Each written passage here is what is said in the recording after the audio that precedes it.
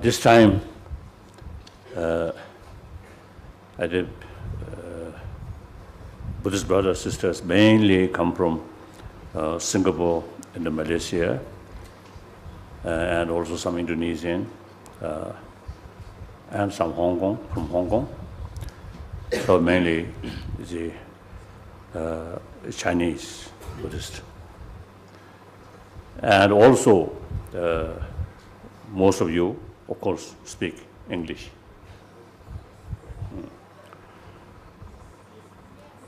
So firstly, I want to ask, is those people who understand English? Raise hand. So, everybody.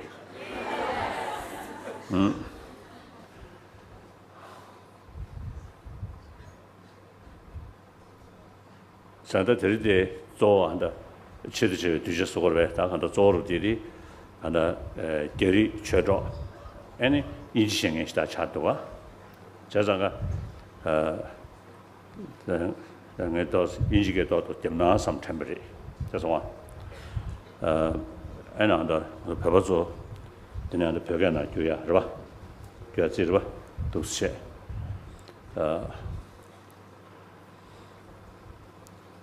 So,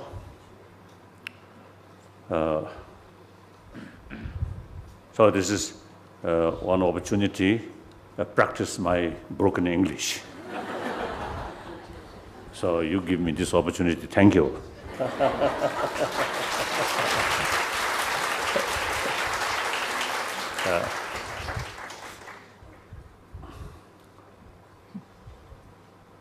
Then I understand, you see, among the audience, the majority are Buddhist, and then also some Christians, some Hindus, one Muslim, I was told, then some non-believers. So that kind of sort of audience, I love that. You see, nearly 7 billion human beings. There are a variety of people. So my main concern is entire nearly 7 billion human beings' well-being. As a Buddhist practitioner, every day we pray for benefit or happiness for entire sentient being. And other sentient being in some other sort of planet, we have no direct contact. But here, in this planet, we have comparatively some connection there. So each person's future depends on the well-being of the over 6 billion human beings. If the rest of the human being happy, peace, less trouble, then we, individual, everybody, get the immense benefit. So even selfish viewpoint, your own interest, very much related with the rest of the humanity, rest of the world, isn't it? So wherever I go, wherever I talk, first level, I consider myself as one of the 6 billion human beings. Entire nearly 7 billion human beings, physically same human being, mentally same human mind, emotionally also same human emotion, isn't it? And most important, everyone wants peaceful life, happy life. Nobody wants trouble. So everybody have every right to achieve happy life. Now the question is, usually you see people, you see, in order to achieve happy life, we have to say making also the importance of material value. So it looks our happiness comes from material values.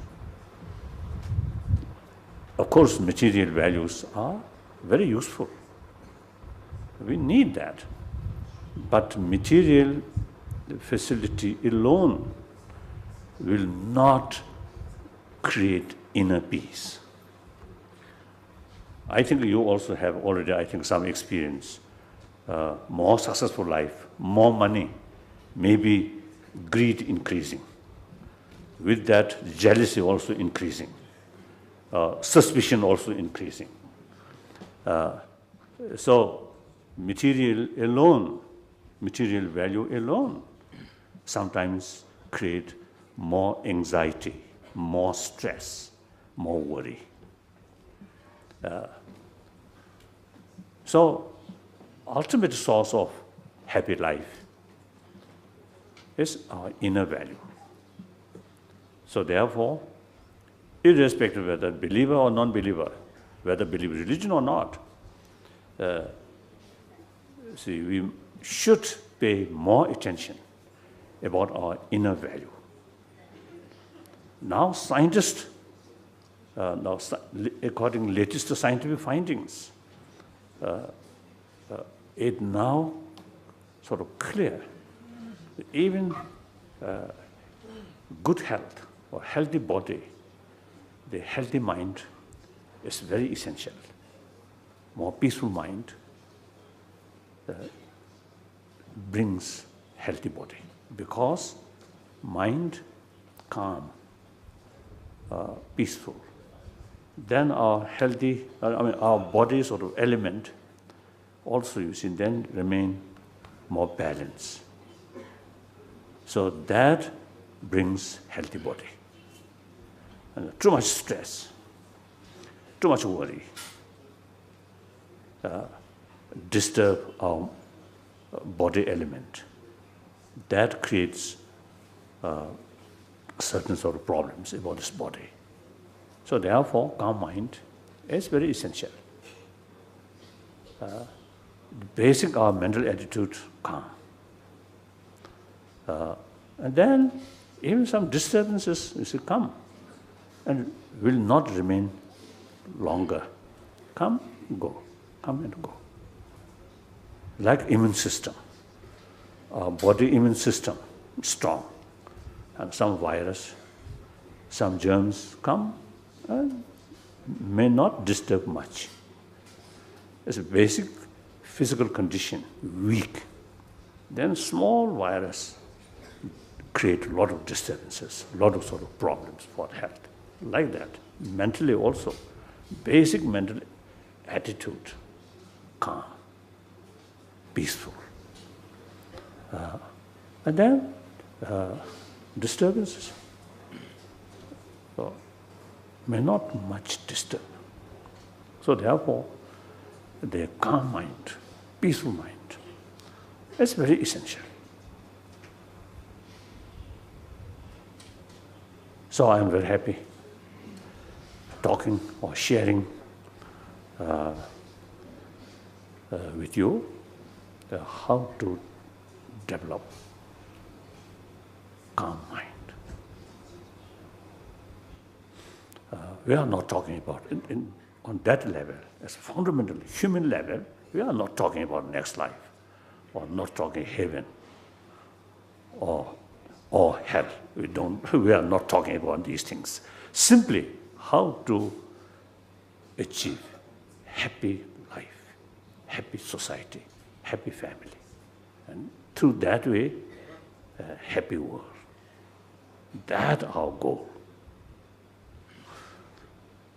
And the material development is concerned, yes, last, I think more than 2 centuries, I think the science, with help of science and technology, is a material development, much developed and further developing.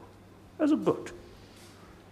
Now, another field, how to bring calm mind through training of mind. That, I think, so far we are neglected. So worthwhile to explore that field.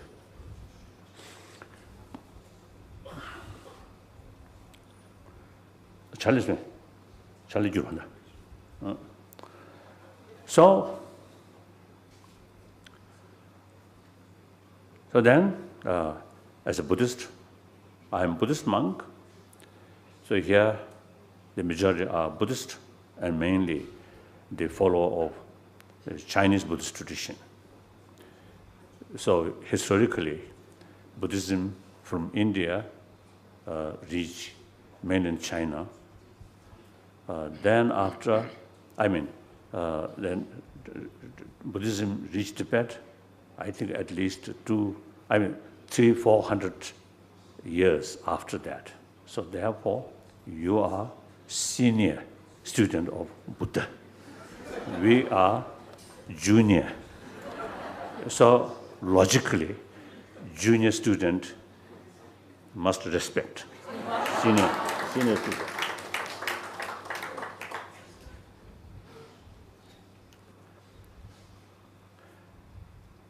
And I often teasing a senior student, as far as knowledge is concerned, junior students' knowledge not bad.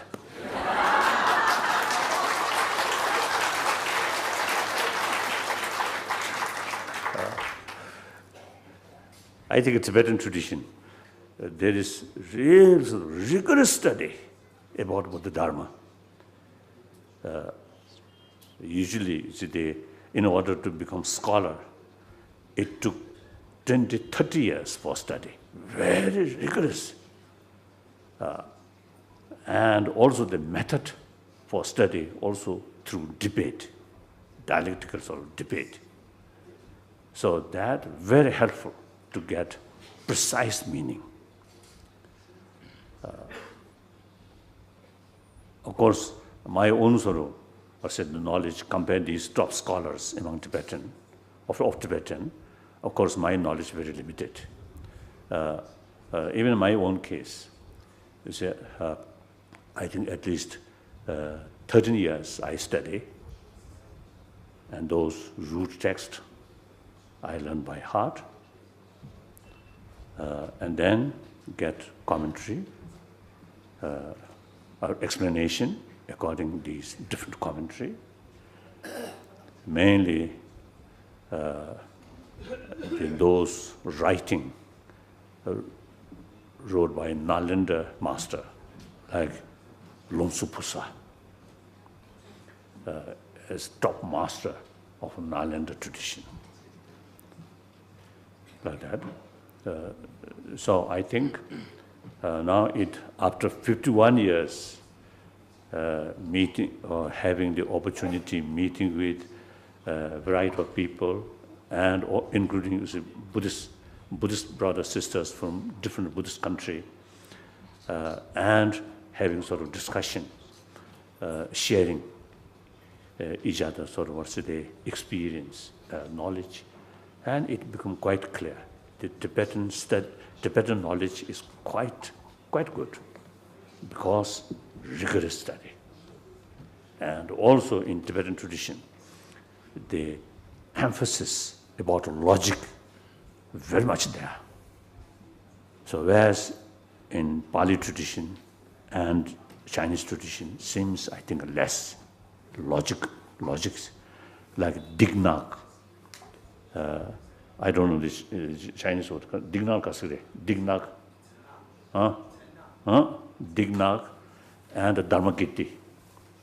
These two Nalanda masters, really top logician. And then also the person who who introduced Buddhism in Tibet, I think 8th century and in the beginning of 9th century, the Shantarakshita. He himself, great philosopher and a great logician. So therefore, I think in Tibetan tradition, they very much emphasize importance of study and through logical way, sort of debate like that, as I mentioned earlier, like that. So in any way, I'm very happy. You see, again, once more, you see, talk or share. Mainly it's a Buddhist, Buddhist tradition, like that. Sanje yonten same yo, sheye, ti. Naba meba same yo, namda yon la yo.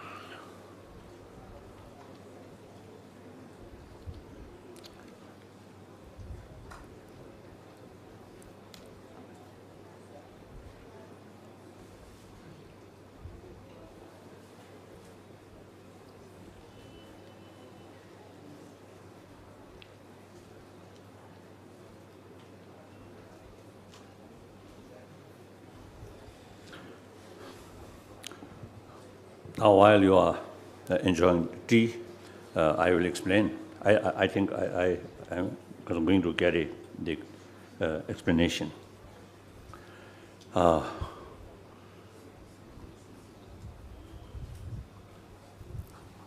obviously, the experience about pains and pleasure, joyfulness, or these things are mental element.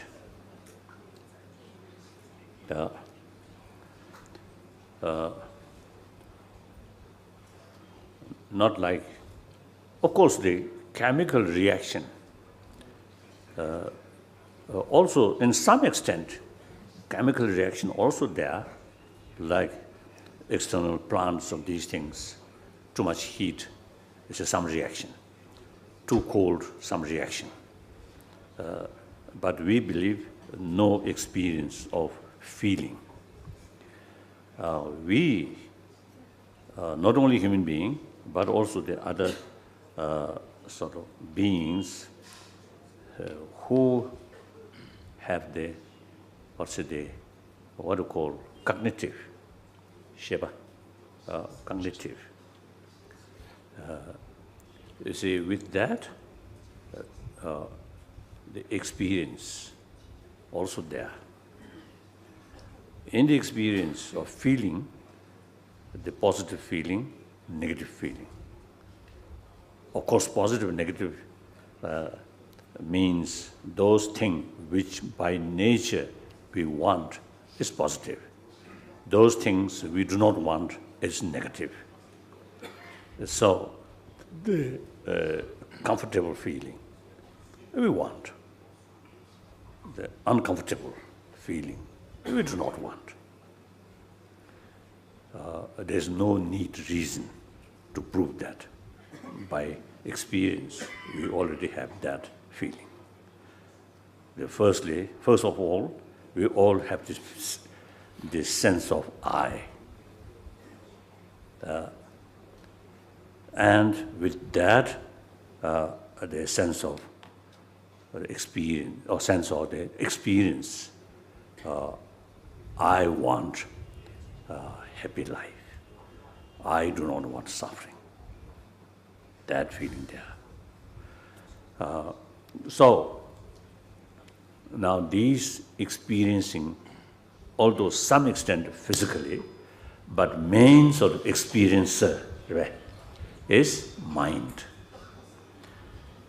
So, as I mentioned earlier, now for example, physical level, those people who have, all the facility there, the physical level, very happy, very comfortable. But mental level, there are people, even if it's a billionaire, as far as material facility is concerned, plenty. But mentally, very unhappy. Among some of my friend, very rich, but as a person, very unhappy person, I notice. So physical comfort failed to bring inner peace, very clear. So obviously there are two kinds of satisfaction. One for mainly related with sensorial level, one mainly in mental level. Now, for example, two patients, same sort of pain, but one on the top of physical pain, it's more worry, more anxiety in mentally. So that person more suffering. Another one, physical level, same level of pain, but mentally, because you see, the way of thinking, see, the attitude towards the pain itself, or that pain developed because of his or her own sort of certain sort of action. that action for certain goal.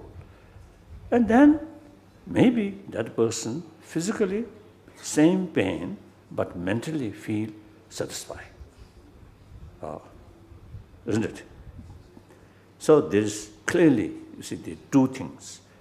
Some experience mainly on mental level, some experience mainly physical level. Clear, two things. Now between these two, which is more forceful, more sort of more serious? Mental things are more serious. Reason, as just I mentioned, physically very painful, experiencing some pain, but because of the mental attitude, you see, that person may not feel much about the physical pain. Physical pain can subdue by mental attitude. Mental pain, too much anxiety, sort of too much worry, the physical comfort cannot subdue that. That's very clear. So mental level experience are more serious than physical level experience.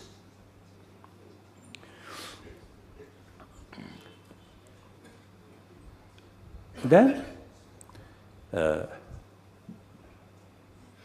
then also now, I think up to now, among the science, and in science, is a belief mind is just some kind of reaction of the brain, neurons on these things. So some kind of energy come from brain like that. Now, as a result of my sort of meeting or discussion with scientists, now there is some indication now. I think usually half joke, I'm telling you, see, people as a result of some discussion with scientists, the certain area in brain, when we experience some sort of pain, that same area, when we develop some kind of anxiety about some suffering of other people or other sentient being, so some kind of mental sort of uncomfortable, you see, feel one particular area. The same area, when we develop worry or pain on oneself, also the same the sort of indication in brain level, physical level, same area. This is the scientist, brain specialist, they say like that. So now this shows mental level, big differences. One, some kind of sort of too much concern about others' well-being. Another, concern about one's own sort of suffering. So mental level, big differences. There's some kind of sort of sense of burden way. I don't know, sense of, this is social. Rangi Roche, a sense of sort of burden or something, a little bit uncomfortable.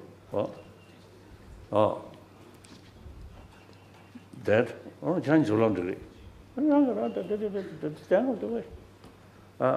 Some kind of mental sort of pain, out of sense of concern of others' well-being. There, in reality, there's much self-confidence.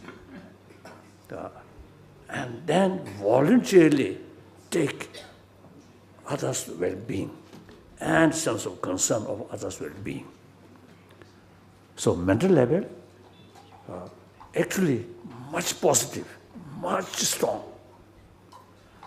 The other one, just because your own sort of trouble, your own problem, and some kind of sort of desperate feeling there, they are the really feeling of desperate, hopeless, and some kind of very, I don't know, the feeling of very weak oneself. So, mental level, big differences. But the physical response, physical level response, now same area, brain.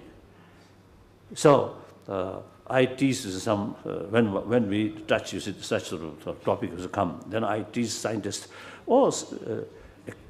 if that is the case, then our brain is so foolish, no ability to distinction. Or what's the real causes on mental level, emotional level. Okay. So with that, I usually make joke. When we tear come, there are variety. Over joyfulness, very happy, sometimes tear come. Isn't it? Other case, you see, too much laughing. Again, you see, sometimes tear come. Then, too much pain, worry, tear come. So, emotional level, big differences. One overjoyed, full of sort of happiness or joyfulness. Another, more or less neutral, maybe amused, right? Amusing. The third one, very much worry, very much pain. So emotional level, big differences. But physical reaction, same. Isn't it? So we cannot sort of make distinction on the level of the appearance of tear coming. Isn't it? One, too much happiness, tear come. One, too much worry, tear, too much pain, tear come. So, if our eye organ, quite sort of, or say the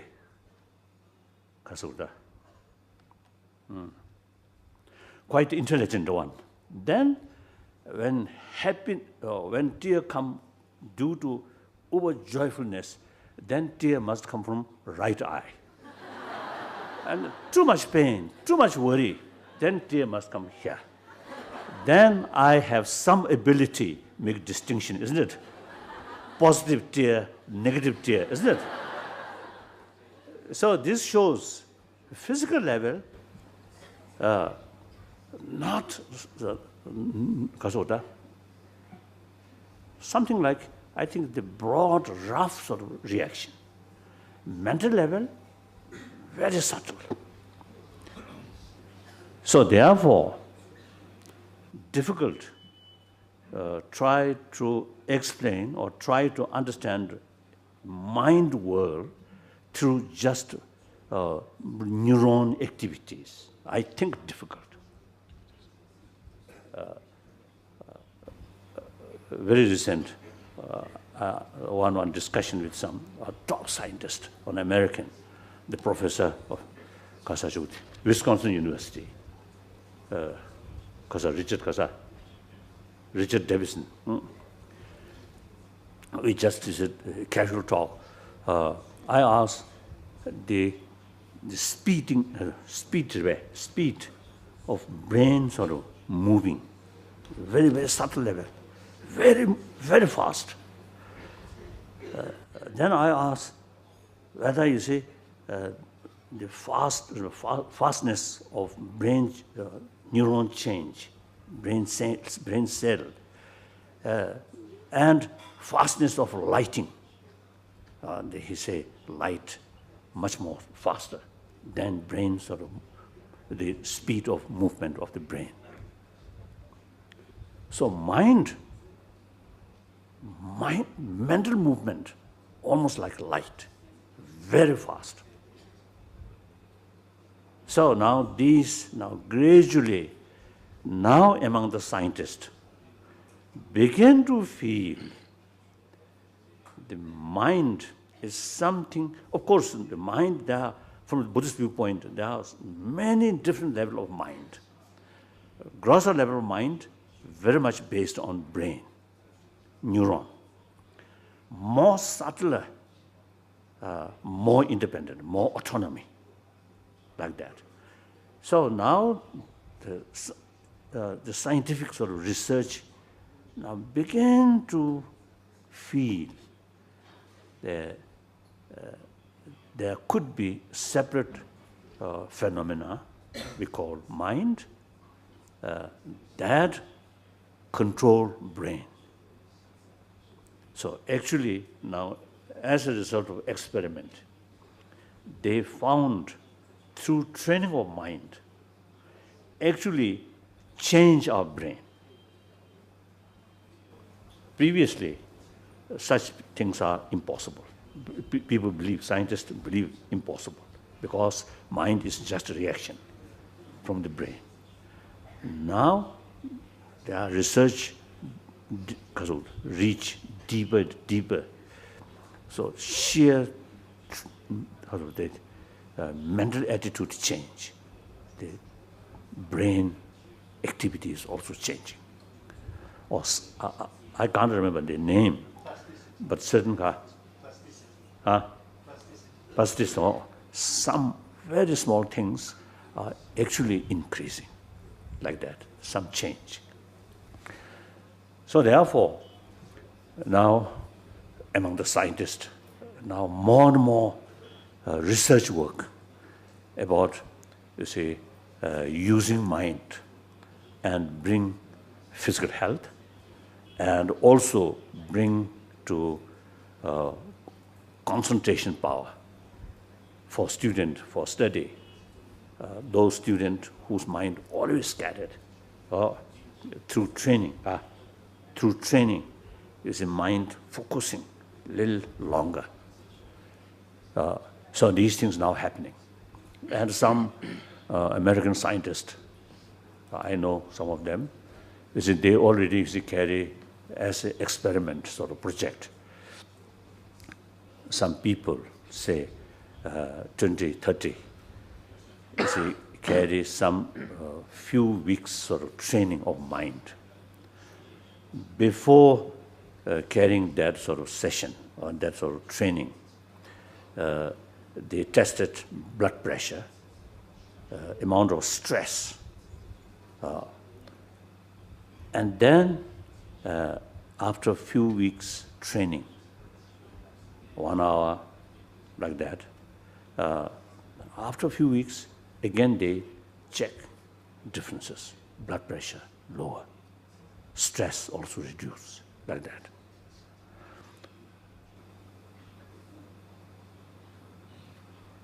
So then these are the scientific sort of findings, importance of our mind.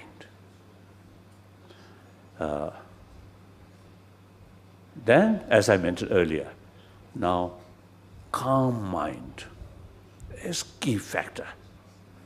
I think 2 things. One, for less disturbance at mental level or even physical level, calm mind is, as I briefly mentioned before, very important. And then another thing, since human beings' brain, we have tremendous sort of potential to increase knowledge. Human intelligence is something very remarkable. So in order to function our intelligence properly, calm mind, very important. If mind disturbed, the mind with some sort of disturbance there, then through that, because on that level, you cannot investigate thoroughly. Any investigation must carry very much objective way. So in order to carry objectively investigation, your mind must be very calm, neutral. So mind dominated by hatred, anger, or too much attachment, or too much pride like that, then your mind already disturbed. Then with that level, you can't see the reality. My friend, one American scientist, about the human mental problem. I met one occasion in Stockholm, in Sweden. I think a few years ago. When I met him, he's already his age 80, beyond 80, very old, very experienced. He told me, when we develop anger, then the object which you feel angry, that object appears very negative. But actually, he found 90% of that negativeness is actually mental projection, not reality. So this is exactly the Nagarjuna text or Buddhist text is exactly mentioned that.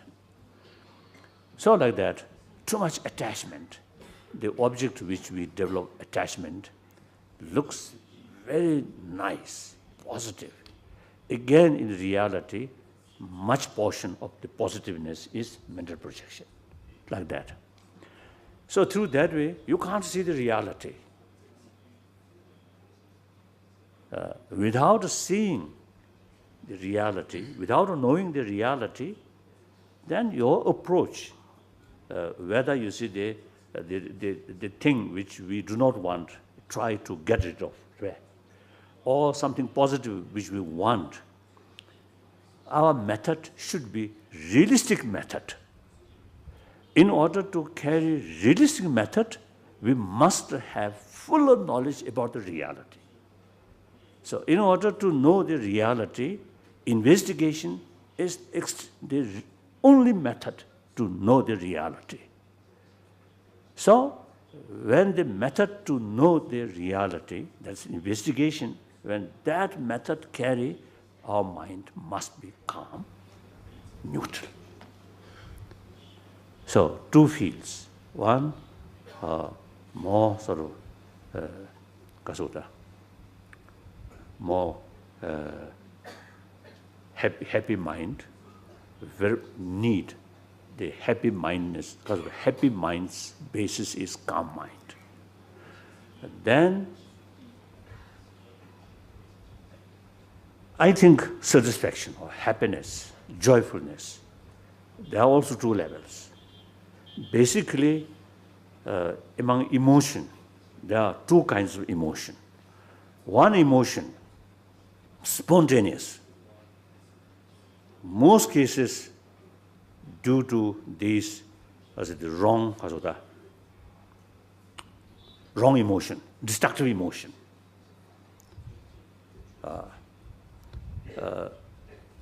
Some sort of, now for example, someone you don't like, so you take some sort of action to beat that person, to defeat that. So for the moment, you feel some satisfaction. But that satisfaction, that kind of satisfaction is more or less spontaneous. And the anger also spontaneous.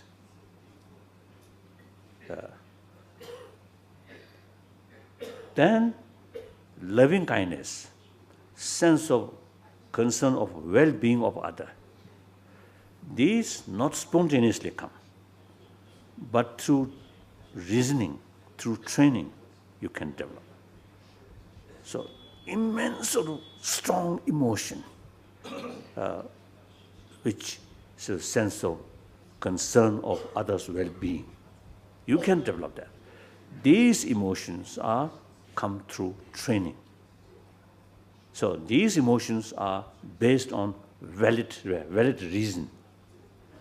Other emotion, not based on valid reason, but spontaneous. So generally, we can say those emotions which based on reasons is positive. those emotions which come spontaneous without sort of what's a profound sort of basis, these are usually destructive. If you further investigate on the basis of your own experience, you will get better knowledge like that. So therefore, now in order to develop positive emotion, human intelligence is a very crucial factor because it needs reasoning. Other animals cannot do that. Only human being can do. So spontaneous sort of emotion, other animals also there.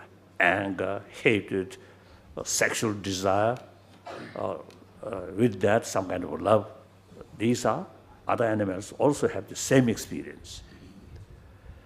But we have this special brain, intelligence, the brain oka. Intelligent brain there. So, you see, I think only human being can develop these positive emotion which based on valid reason, like that.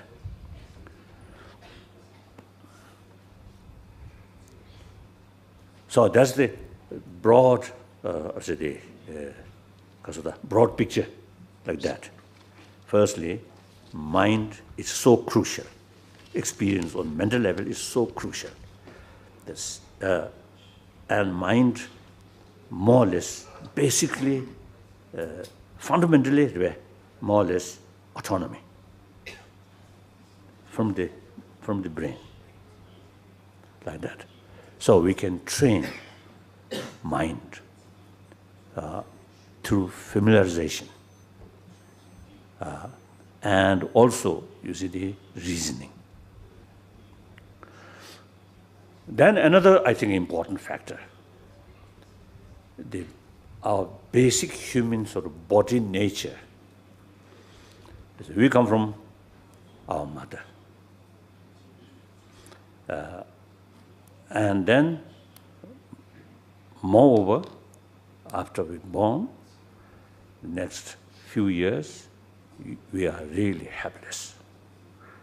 So our survival entirely depends on someone else's care.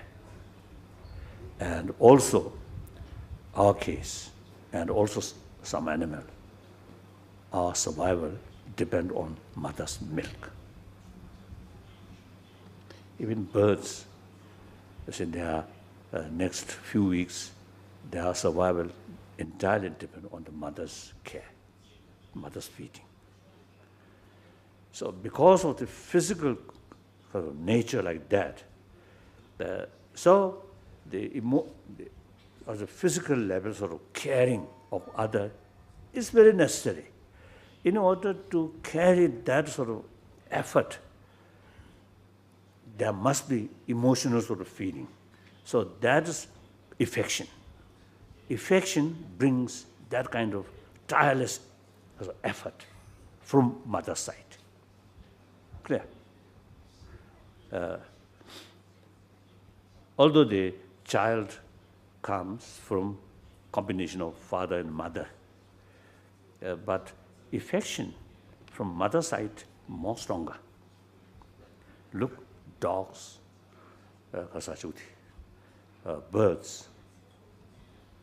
Some birds, father equally carry the responsibility to feeding the chicks. But like dog, their father enjoy, then disappear.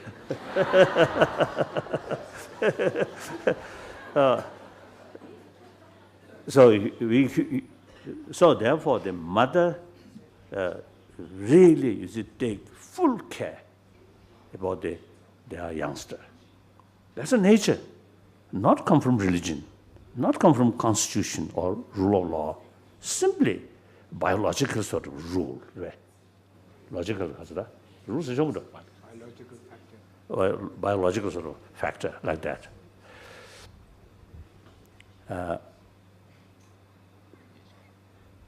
Oh, I have one sort of story. I think some already knows. One time, the flight from, I think, Tokyo to America, quite long sort of flight, a night flight. I usually travel business class. Economy class, cheaper, but long flight, little difficult.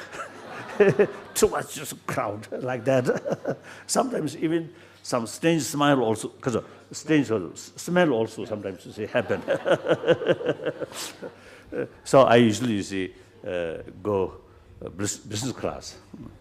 So in the class, among the passenger, one couple, not old, quite, I think 30s like that. I think late 20s or early 30s like that. So they have two children. One, quite, I think, say 5, 6 years old. One, quite small, very small. So they, at the beginning, of course, the elder boy is at the beginning, of course, running here and there and shouting. Okay, that's better. But then, late night, the young one, crying, often crying. Then at the beginning, father also, taking care. No. Then, about midnight, father just stay. Don't care. Doesn't care. Looks like that. The mother whole night taking care that the younger one. And next morning, I noticed her eye become red. My own case, my mother, very, very kind. So I think my mother's kindness, I think, a little bit spoiled me. So at that time, as usual, the child is carried by mother, isn't it? Mother's shoulder, like that. So I sit mother's shoulder and hold my mother's two ear. When I want to go this side, I do this. When go this, if mother not listen, then I cry, sometimes go like that. So I a little bit aggressive. Oh, I think bully my mother like that. So in any way, the mother really, because they take immense sort of care of their youngster. These are biological factors. Of course, some mother not like that. One occasion in America, after my talk, some question answer, and one question writing on paper, mentioned, my mother so bad for me, so how can I develop sort of respect or genuine sort of affection to my mother? Such questions. I a little bit surprised. Of course, it happened among the millions of sort of parents. Some cases different, but average, okay, generally speaking, like that. So therefore, biological factor, we survived by others' affection.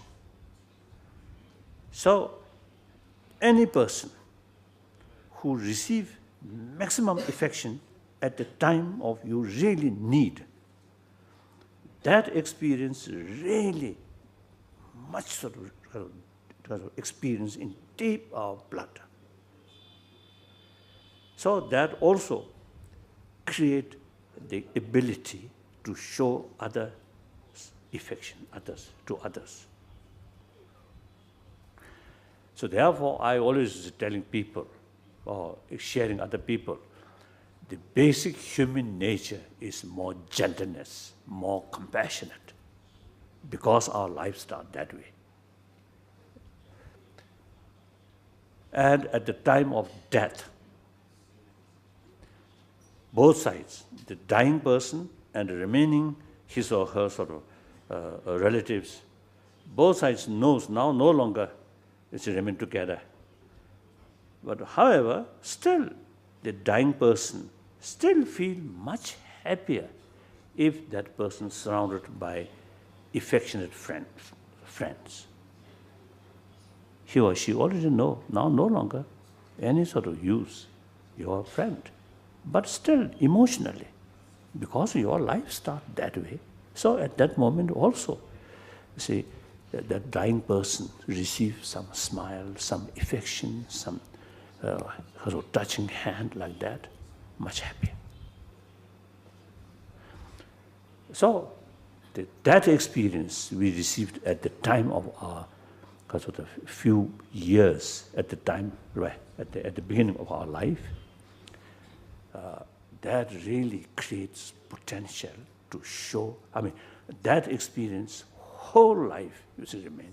The problem is, when we getting older or grown up, say beyond 15 or 20 like that, then you get the feeling of independence.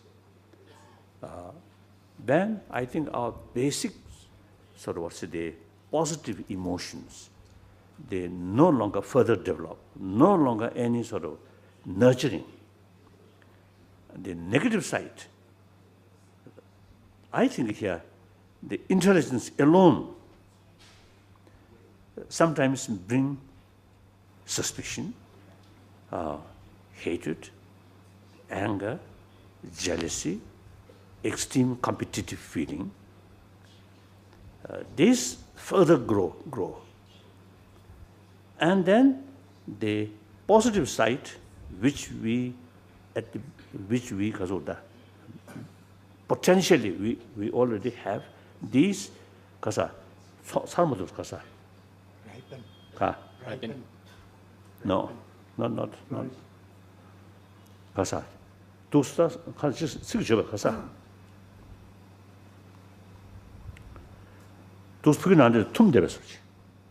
Encapsulated.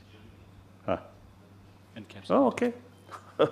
Oh, not further develop, just remain like that. No. The other side is further develop.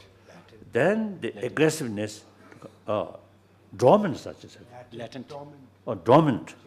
These positive thing, dormant. The negative thing, with intelligence, further develop, like that.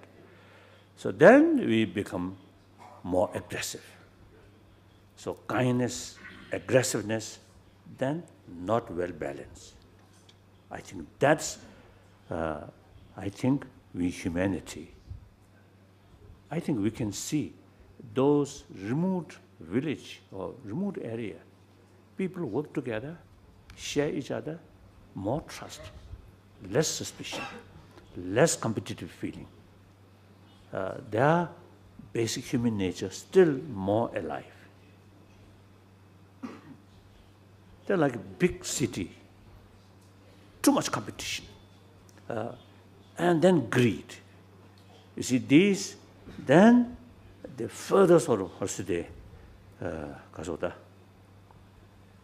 further increase these negative emotions, like that. So that's our common experience. We all come from our mother, with mother's milk, and with our mother, father, and some other our friends, sort of maximum care, we survived. So our life started that way. Then, using our common sense,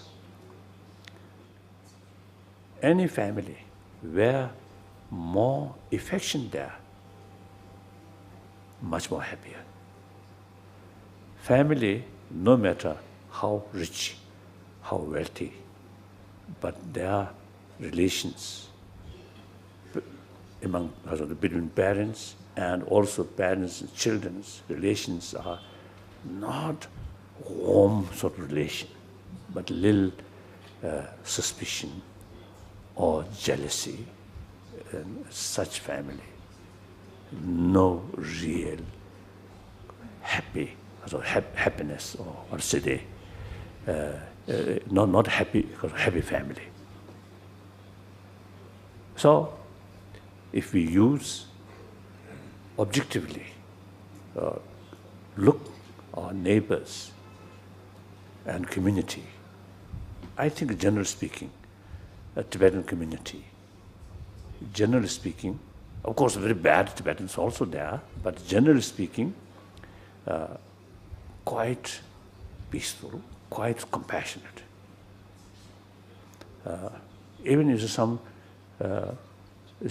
tourist from mainland China, more open-minded, these people also notice the Tibetan community, Tibetan area, more peaceful, more honest, more truthful, because more compassionate sort of society. Like that. Oh, how many people who visit Tibet? Oh, right. So like that. So therefore, I think three reasons. First, the basic our nature more compassionate because we born, grown up that way. Second, use our common sense. Look, humanity, human sort of society, human community, the compassion is very essential. Then third, most important, scientific finding. So therefore, using these three things, then you can develop conviction, the importance of compassion or affection. More compassionate heart here, more self-confidence come. And firstly, I think more compassionate heart there, no ill feeling towards other. That's the basis of truthfulness, honest, transparent. With that, you get more self-confidence. More self-confidence, less fear. So, less deep inside sense of insecurity. So that brings inner strength. Inner strength brings inner calmness.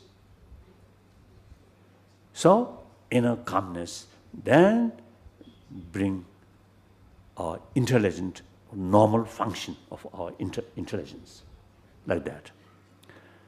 So therefore, and then also, you see, everybody, I think they want peaceful life. Family level, community level, national level, international level. Everybody want peaceful, peace. But peace will not come from declaration or something from outside. Peace must come through within, through inner peace. Firstly, people, particularly leaders, including religious leaders, they themselves should create inner peace. Inner peace not through blind faith, but through human intelligence. That inner peace is very stable. Just inner peace through faith, without a reason. Sometimes it may work, sometimes may not. Sometimes even becoming more destructive way. So, intelligence, using common sense, these are very, very essential. So therefore, the inner peace is something, whether believe religion or not, inner peace, everybody needs that. If we human beings becoming more reasonable, more, compassionate, and I think environment issue also, I think, also there's some positive impact. Then billions or limitless sort of different sort of species of mammals, including fish, and small sort of today, or what do you call seafood. I think human being becoming more compassionate, more sense of concern of others' well-being. And then a lot of animals also, I think, face less disturbances. Like that. Poultry, beef farm, fishery, piggery. I think we, because of our greed, sometimes we don't care about other sort of feeling, animals' feeling. We simply, you see, consider these are like a vegetable. And this area, when I first came in 60,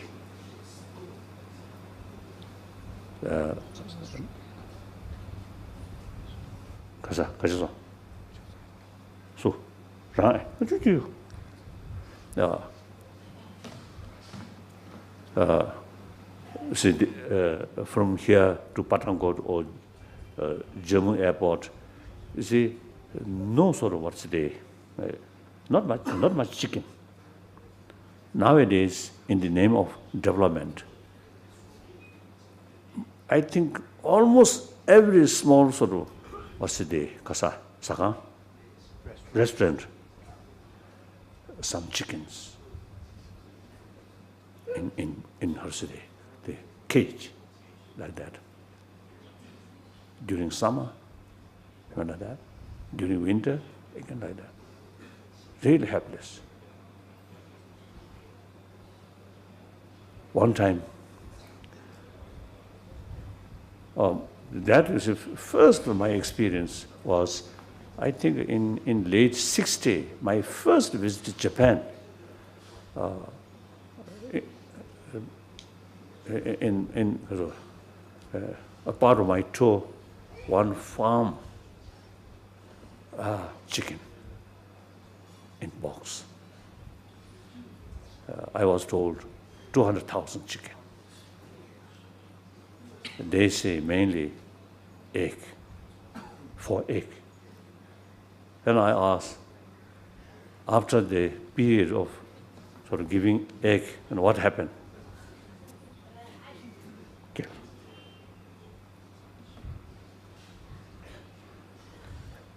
And I saw that, it really was sad. So in our settlement, in Tibetan settlement in India, at the beginning, some part of their program, some the organization who are helping us in their program, including poultry and fishery, piggery. Then I asked this concerned people, concerned Tibetan, if you really need, for economy reasons, you really need, then I cannot I cannot say. But if not that necessary, then please don't open such things.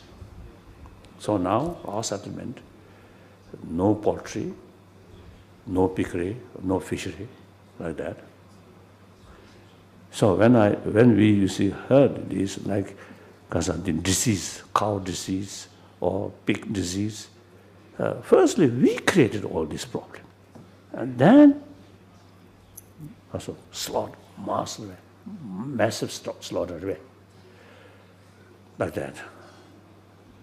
So if we human being becoming more reasonable, more, I think more reasonable, I think much sort of positive effect on global issue, because of the global warming and some other things like that.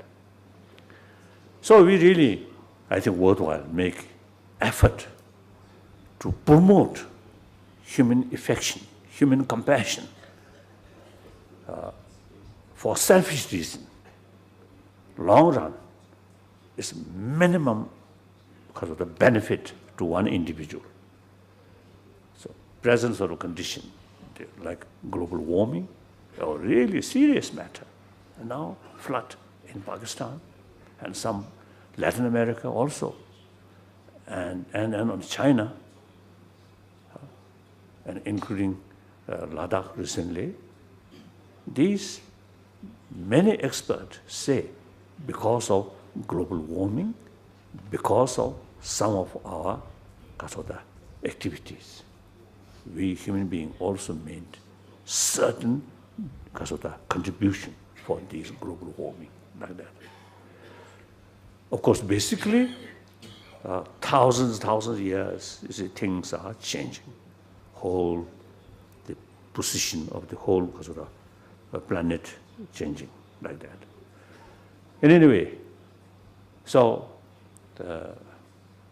here, whether believer or non-believer, whether Buddhist or whether Muslim, whether Christian, whether Hindu, we are part of the 6 billion human beings. Our future depends on the rest of the world.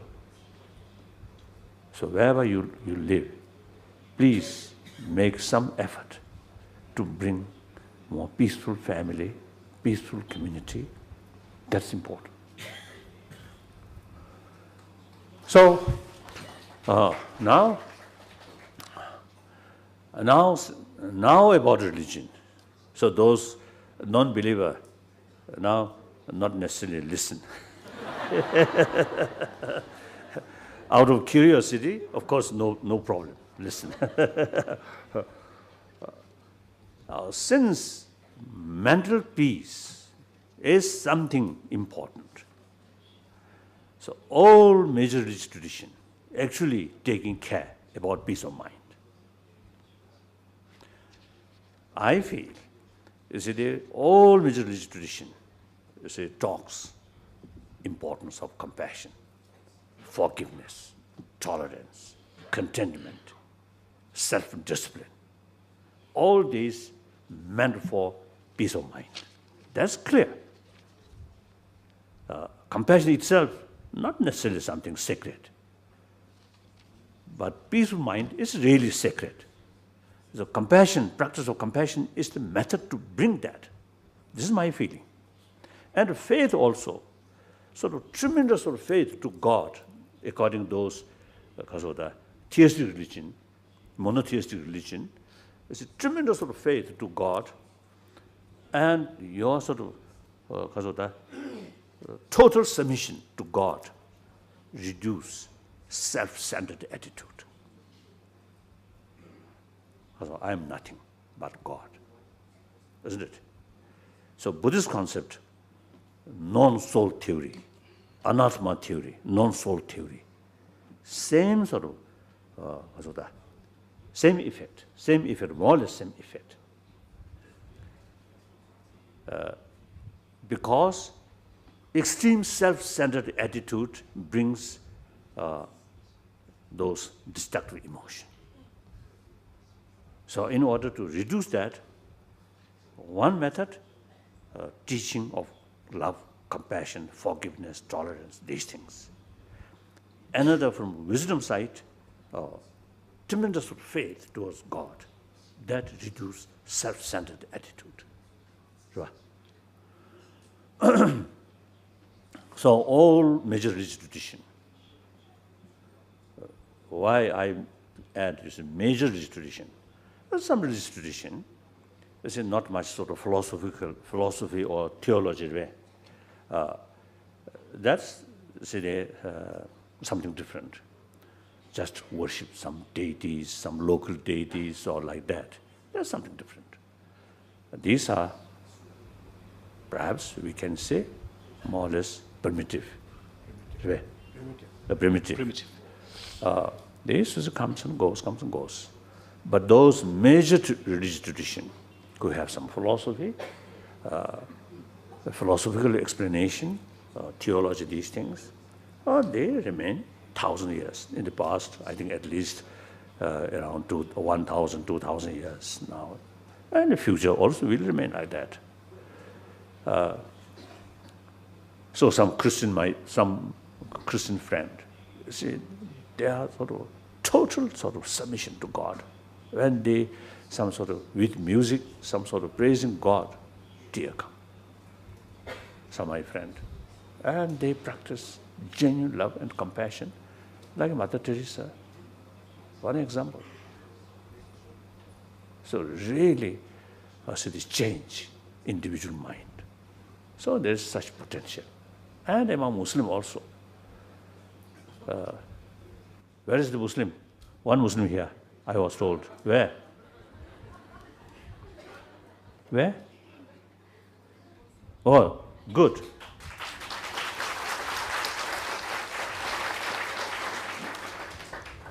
I have many Muslim friends.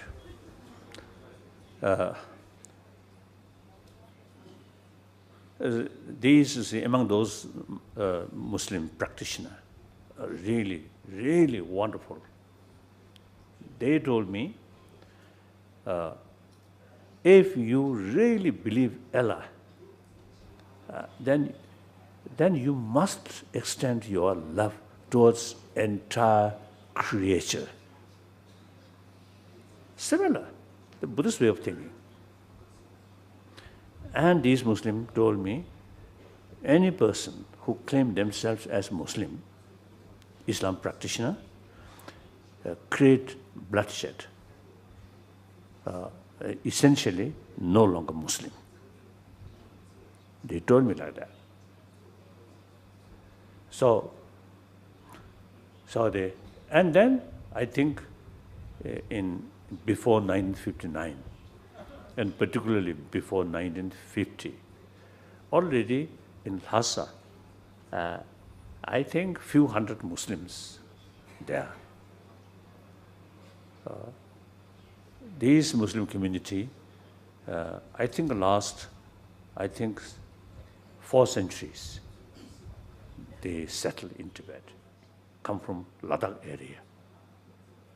So these Muslims, as far as I know, no record of quarrel. Since my childhood, we consider these Muslims, Muslim business people, consider the source of information, what's going on in India. They, as a business, traders. So they go to India and coming some goods from India like that. So they, at that time, no radio, very, very poor condition, poor quality of one Tibetan newspaper which published in Kalimpong. I love that. Although now we remember, you see, they had Tibetan newspaper, very, very poor quality. But that's the only newspaper.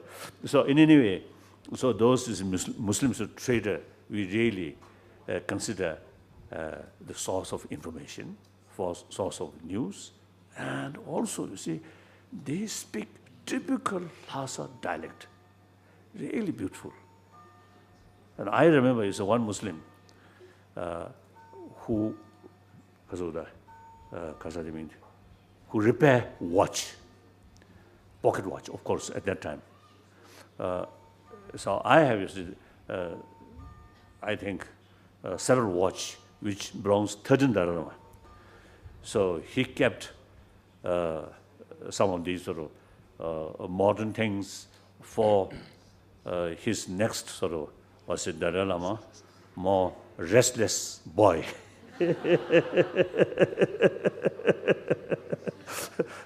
So occasionally you see some watch, you see damage, because I always running here and there like that. So one day I call one Muslim who repair watch, and he advised me very gently, the person who carry pocket watch in their pocket should have a feeling that in my pocket there's one egg. You should feel like that. So that means he hints me, while you carrying that pocket watch, should not go like that way.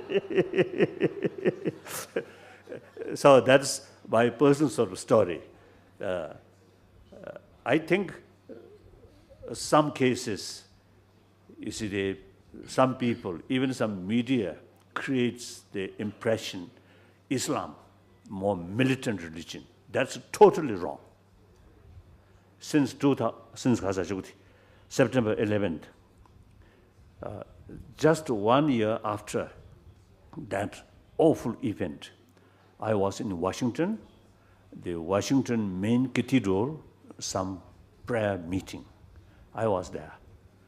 I told, frankly, due to some behavior of, due to negative behavior of some mischievous Muslim, it cannot represent Muslim as a whole.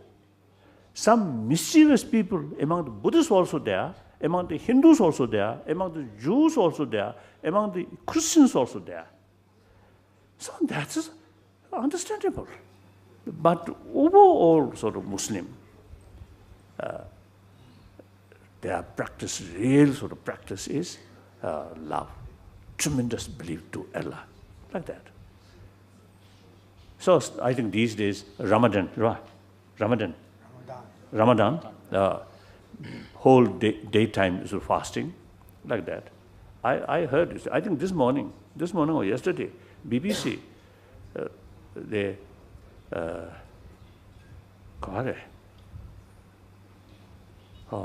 so some area, you see, the tremendous sort of difficulties, I think Pakistan, tremendous difficulties of flood, due to flood, but they carry a Ramadan practice.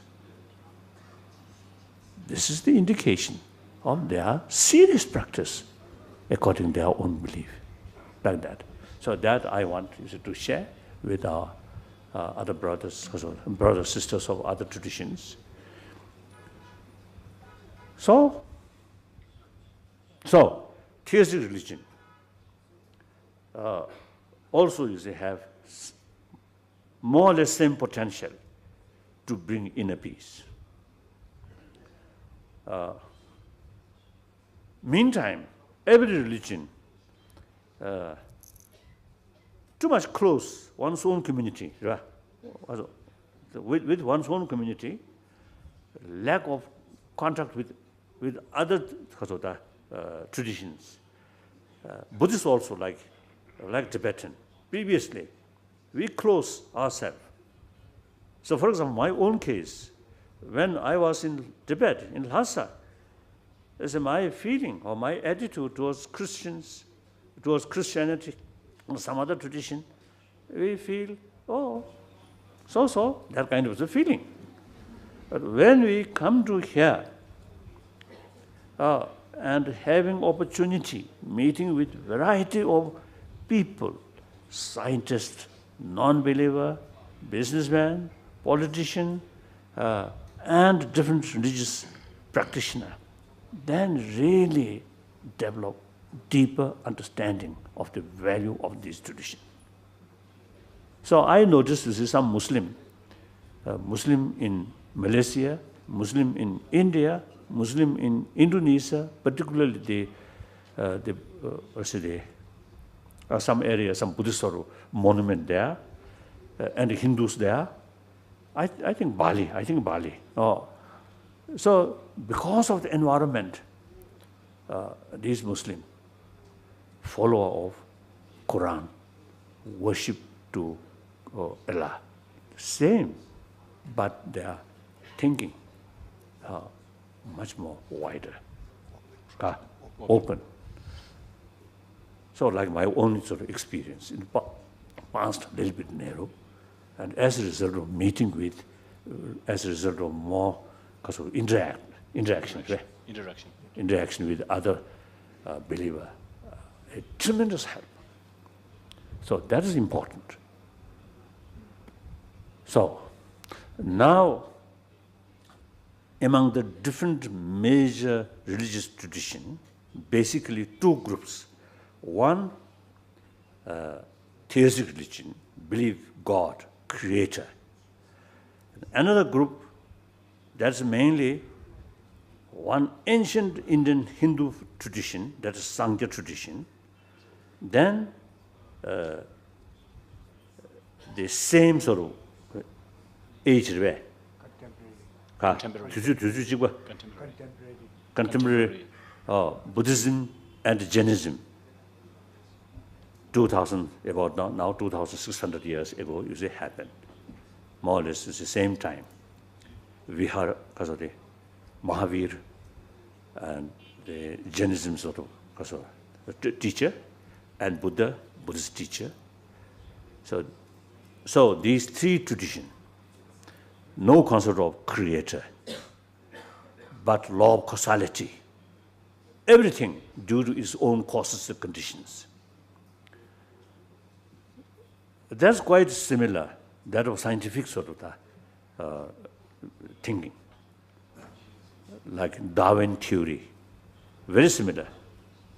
Jainism and Buddhism, that now more available in India today. The Sangha, there are two. One accept creator, one do not accept creator. But that, I think, maybe very few scholars. Otherwise, you say, I never used to contact such sort of believer. Right? But Jains, many Jains, like that. So these three traditions, mainly now Jainism and Buddhism, no concept of creator, but ultimately self-creation. So between these two differences is Buddhism do not accept theory of soul, or Buddhist selflessness. That does not mean Buddhism do not accept self. Self is there. But when Buddhists say selflessness means no independent soul or self, which all religions, you say, accept the body and mind belongs to that soul. So long soul owns this body and mind, then a living thing. When soul depart from this body, and that's death. So soul is waiting. I think maybe according to Christianity, and also Muslim kasade, rogam kasa, coffin. In the coffin, maybe body dead, but soul maybe remain in the coffin, or more free, go decide that I don't know. That's I don't know, but it looks like that, isn't it? So soul, such something independent from this body. Buddhism, when they say selflessness, means that kind of independent soul is not there. Independent self is not there. Self is mere designation on the combination of body and mind. And then body and mind, more grosser level of body and mind, more subtler, and very, very subtle level. There are different level of body and mind. Body, mainly body.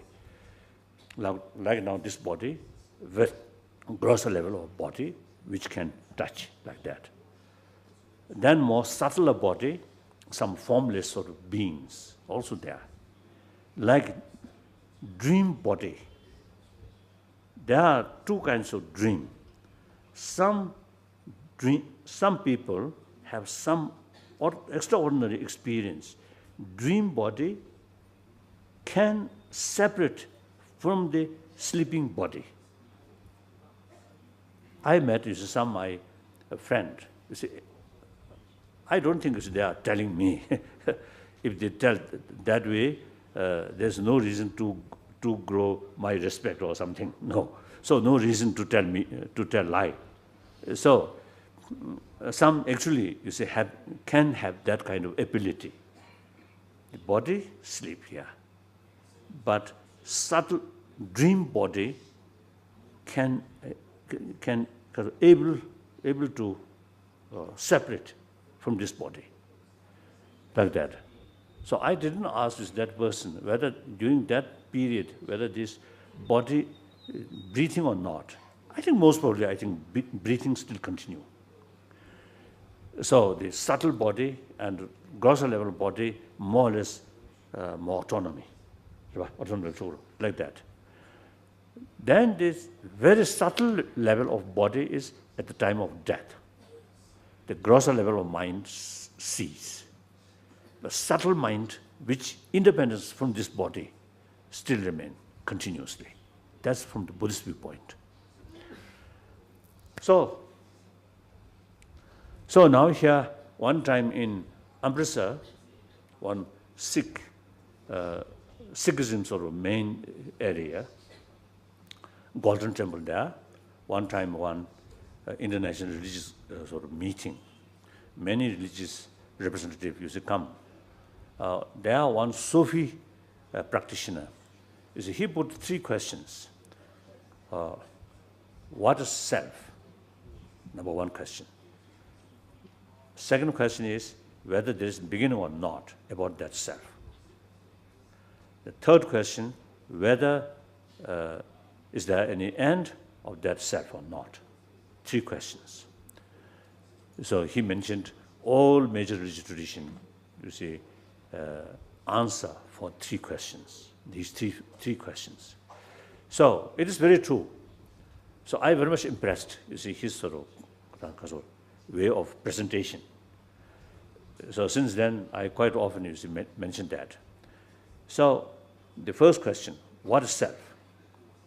That now 2 divisions come. One, Buddhism, no independent self, no soul. And the rest of all religions except the soul. That's demarcation. Then, next question, whether there's a beginning or not. According to theistic religion, when God creates, that's the beginning of soul. Before that, I don't know. Buddhism and Jainism, since law of causality, soul beginningless there. I don't know very detailed or precise about the Jainism's concept, but as far as Buddhism is concerned, since there is no independent self, self is designated on the combination of body and mind and speech. So when we investigate whether there's beginning of kasa, self, we have to investigate the basis of that self, whether there's beginning or not. So the ultimate basis of the self is continuation of mind. So now, in order to answer whether there's beginning or not of the self, we have to investigate whether there's beginning of mind or not. So mind, as I mentioned earlier, formless. We cannot only experience. You cannot sort of measure certain mind's quality. We have to rely on the subjective experience. No possible to third person sort of investigate measurement like that. So mind, however, mind is formless, but however, mind also a kind of phenomena which is always changing. So changing, any phenomena which is changing depend on its own causes. Of course, there are 2 causes. One, substantial cause, one cause of cooperative survey. Conditioning. A conditional cause. So the substance cause is a cause which eventually transform the result, like that. So like because of the clay, something made by clay. So its substantial cause must be clay. Something made by gold, the substance cause must be gold. Because of cooperative cause. Cooperative. The cooperative cause is because of the different sort of instrument like that. And heat, and these things are cooperative sort of cause. But substantial cause is the gold. So similar, this body also, the substantial cause is the continuation of the body source, the ultimate source, the source from our parents from previous sort of, what's it, thousand generations sort of, the previous sort of parent, and further goes, I think, since this whole, the solar system had come to exist, I think, 5 billion years ago. Then 4 billion of years, just as forming this planet. Then about 1 billion ago, then life start. So from that time also, you see, now for example, my own body's substantial sort of continuation at that time already there. So further goes Big Bang take place, because of the subtle level continuation already there. The Big Bang also, you see, take place because of tremendous energy. So that energy must come from some source. So Big Bang also, you see, before Big Bang, still the substance, continuation of the substance of today's my body already there. So even physical level, no beginning. One Buddhist literature, wrote by Arya Deva, mentioned generally, you see, these any phenomena which is changing or physical, no beginning. There is end, possibility of end, but no beginning.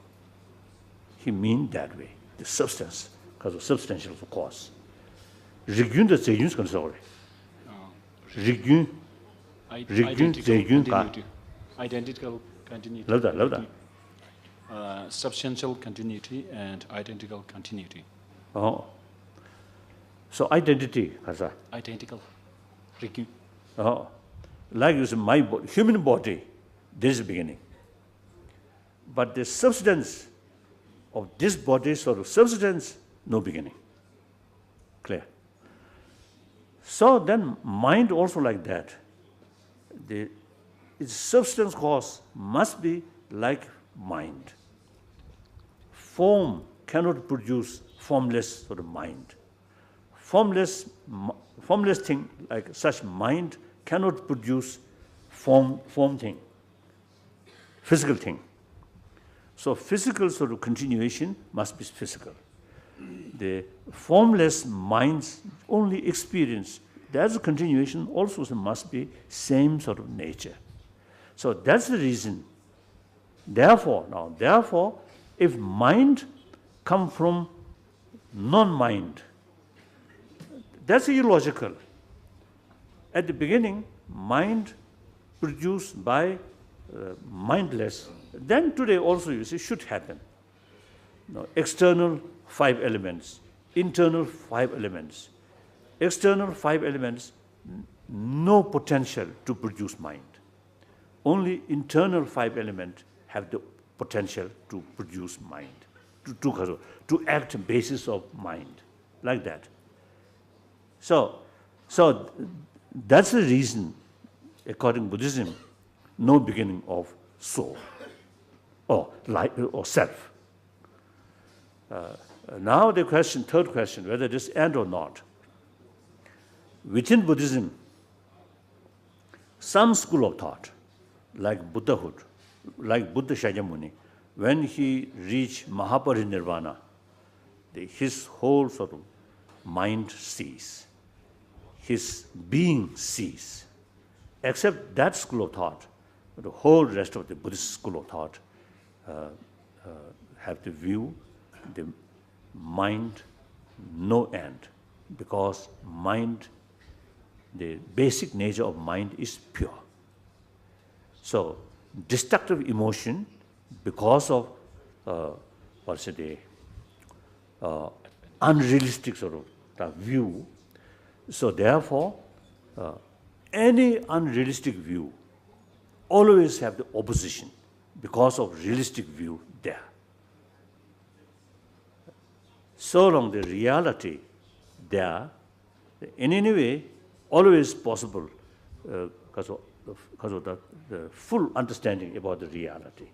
Therefore, unrealistic view always have the opposition sort of opposition force in mental level. So therefore, the wrong views, there is possibility of end. But mind itself, just mere cognitive, that there is no opposition force. So therefore, no reason, no other factor which ending mind. So, because mind always there, no end, therefore self also no end. That's a Buddhist viewpoint, major Buddhist viewpoint, like that. So that's differences. Now important is the philosophical viewpoint, there is big differences. Even among the theistic religion, the Christian, Islam, or between Islam and Christian, the Islam, there's only one Allah, one God. The Christian, Son, Father, Holy Spirit, like that, Trinity. There's differences, like that. But these differences in the philosophical field, the big differences. Now, for example, the Buddhism do not accept creator. So from the viewpoint of theistic religion, Buddhism is nihilism. So like that. In philosophical field, big differences. But if we further investigate, what is the purpose of these different philosophy? Then answer is same. For further sort of strengthening human good quality. That's loving kindness, these things, in order to be happy human being. So use these different philosophy. It is necessary. Even among Buddha's own student, there are many different mental dispositions. Therefore, in the Buddha's teaching, he taught contradictory philosophy. For example, mind-only philosophy and some other philosophy. Contradictory philosophy. Sometimes I usually expressing, half joke with respect to Buddha, that these contradictory philosophy taught by one single Buddha as our teacher, not due to his own confusion in his mind. No. He enlightened. He must know everything. So, or Buddha deliberately taught this contradictory philosophy in order to create more confusion among his followers. No. So therefore, the only answer is, the reasonable answer is, Buddha knows the different mental disposition. Therefore, he taught different philosophy according these different disposition sort of student. There are many stories. When Buddha met some Brahmin, Buddha sometimes appear as a Brahmin. When one musician, sometimes Buddha appear like a musician. So according their sort of according the audience or what's it? Need. You see, he appears like that. So therefore, what we learn from this Buddhist tradition, we get clear understanding. 6 billion human beings. There are so many different mental dispositions. Therefore, those theistic religion is highly necessary, like that.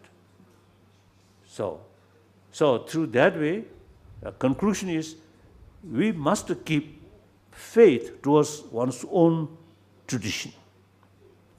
I am Buddhist.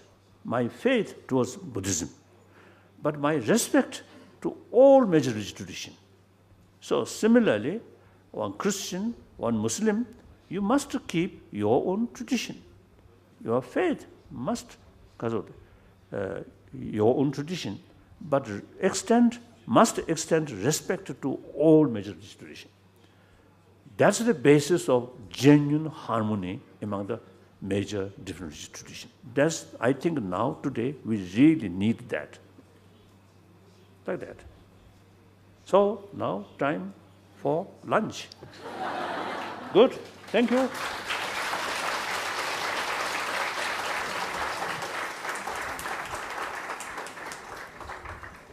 7 billion human beings' well-being.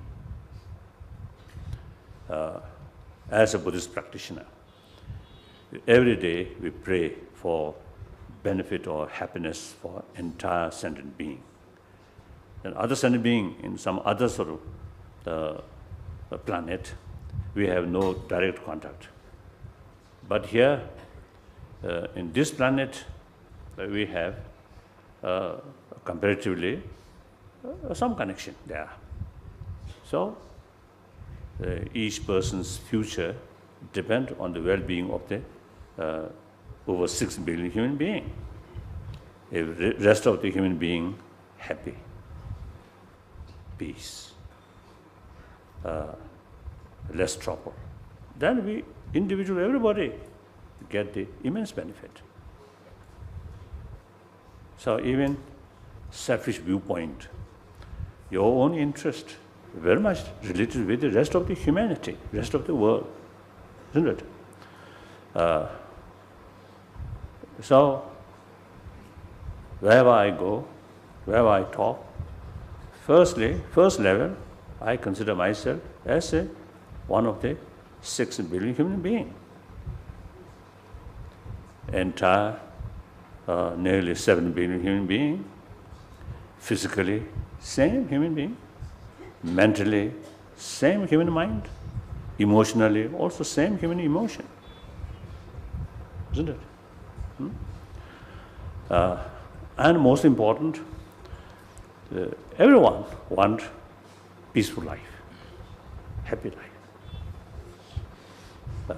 Nobody wants trouble.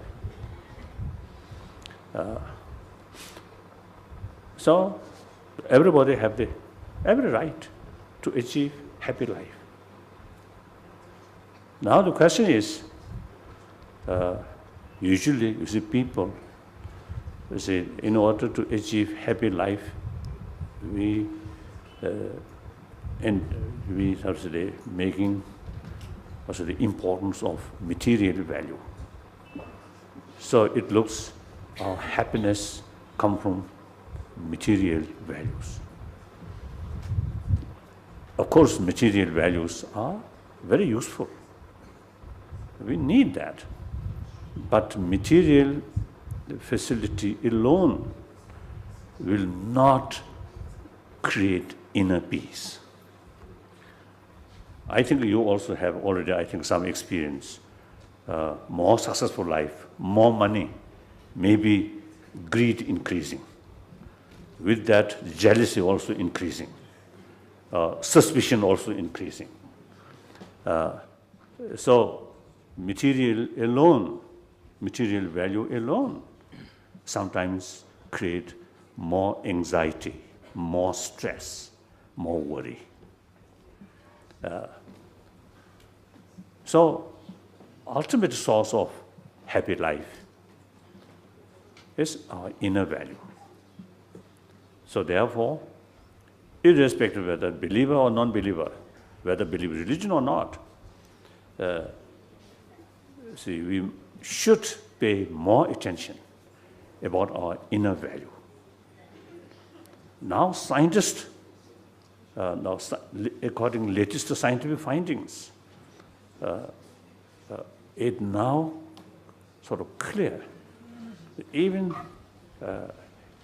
good health or healthy body, the healthy mind is very essential. More peaceful mind brings healthy body, because mind calm, peaceful, then our healthy, our body sort of element also, you see, then remain more balanced. So that brings healthy body. And too much stress, too much worry, disturb our body element. That creates the Chinese Buddhist. And also, most of you, of course, speak English.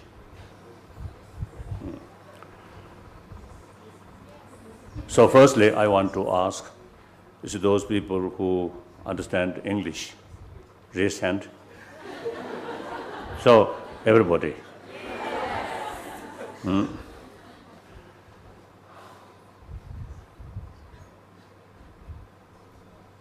Santa Teride Zo and Chidich Dujasorve, and the Zoro Didi, and the Diri Chedro. Any Yishing is that Chatua. Jazanga then it does indicate to Timna some temporary. That's one. And on the Papazo, then on the Pagana, Juya, Riva, Juazirva, to share.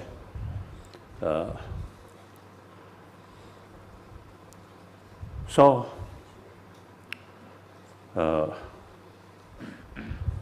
so this is one opportunity to practice my broken English. So you give me this opportunity. Thank you.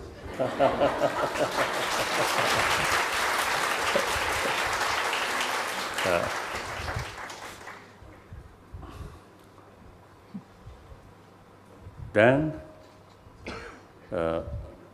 I understand, you see, among the audience, majority are Buddhist, and then also some Christians, some Hindus, one Muslim, I was told, then some non-believers. So that kind of sort of audience, I love that. You see, nearly 7 billion human beings. There are a variety of people. So my main concern is entire nearly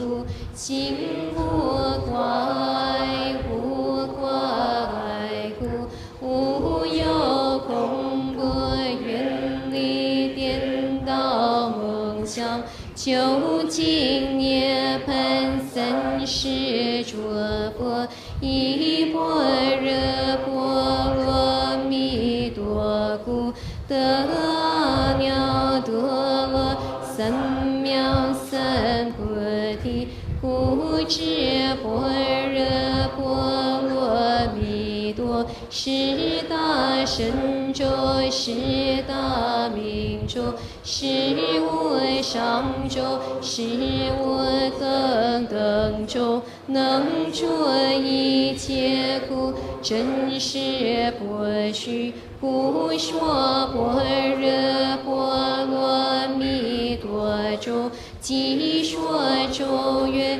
揭谛揭谛，波罗揭谛，波罗僧揭谛，菩提萨婆诃。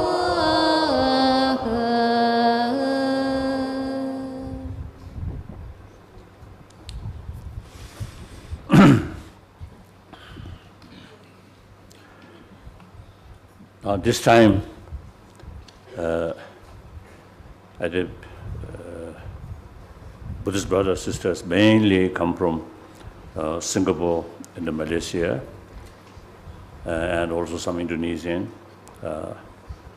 and some from Hong Kong. So mainly